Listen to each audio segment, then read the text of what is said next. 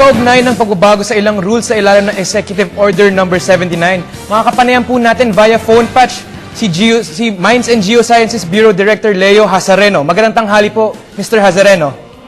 Magandang tanghali din po sa mga nakikinig po sa atin. Opo. Si Sandro Hermoso po to. Nais ko lang po sanang matanong, ano-ano po ba mga implementing rules and regulations ang hinihinging mabago sa mining industry?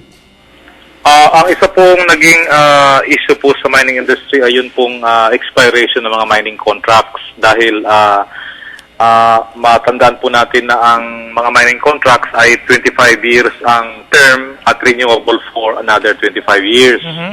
Ang hinihingi po ng ating industriya ay pagka po inabot ang 25 years, ang gusto po nila ay maging automatic yung renewal subject to the same terms and conditions. So, yan po yung pinaka-bottom line ng issue po na nire-raise po ng industriya. Opo. Meron po sinasabi na isa lamang daw po sa mga rules ang kinakailangang ma-reword. Ano pong rule ito at bakit naman pong kinakailangan po siyang ma-reword? Ito na po yung definition po ng expired mining tenement. Dahil po sa ang hinihiling po nila, pag sinabi pong expired mining tenement, yun pong hindi ho isasama sa rule na pagka ho nag-expired ay magbibidding. Okay. Sa ilalim po kasi ng EU 79, pagka po nag-expire ang mining tenement, ay bidding na po ang mangyayari. Hindi na po yung usual na filing ng yung first come first serve ho na pagpa-file ng application. Subalit sa IRR po, sa amendments na gagawin po ng ahensya, ng administrasyon, ni-clarify po kung anong ibig sabihin ng expired mining tenement.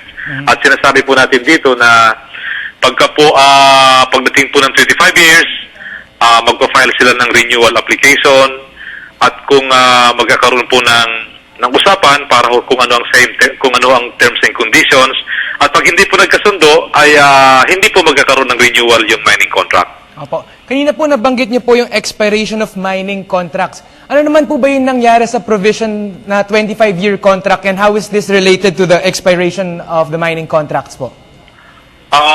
Ganun nga po ang mangyayari sa IRR po natin. Pagka po dumating po ng 25 years, magpa-file po sila ng application for renewal. Okay. At makikipag-usap po sila sa DNR kung ano magiging terms and conditions. Kung magkasundo po sila, ay i-renew po yung 25-year for another 25 years. Okay. Pero po pag hindi nagkasundo, ay i-consider po na expired yung mining contract. At dahil po doon, magbibid na lang po yung may hawak ng mining contract. I see. Magbibidding. Opo, pansamantala po kasi dibang nasuspende yung implementasyon ng executive order. Kailan po kaya maaasahang tutuluyan ng itong maiimplementa? Sinuspindi po natin yung IRR ng EU 79 para po hintayin yung amendments. At ito pong amendment po na ito ay naipasa na po ito. Maaari pong ngayon o bukas ay mapirmahan na po ito ng kalihim ng DNR. Mapublish po ito at pagkatapos po ng 15 days ay magiging effective na po siya. Opo. Huling katanungan na lang po, Director. Sa pagre-resiba pa sa ilang controversial na provision, ano ang aasahan natin ngayon sa pagdating ng pagpapasigla ng mining sector kasabay ng pangangalaga sa kapaligiran?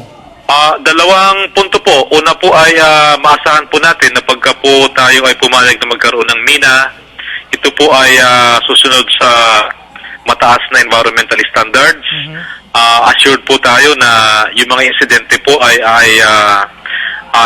mababawasan kung hindi man mapigil. At pangalawa po ay assured po tayo na ang policy po ng gobyerno ay predictable at klaro. So yung mga investors po na pupunta dito ay alam na po nila kung ano magiging direksyon ng pulisya sa pagmimina. Maraming salamat po sa inyong panahon, Director Leo Hazareno. Maraming salamat din po.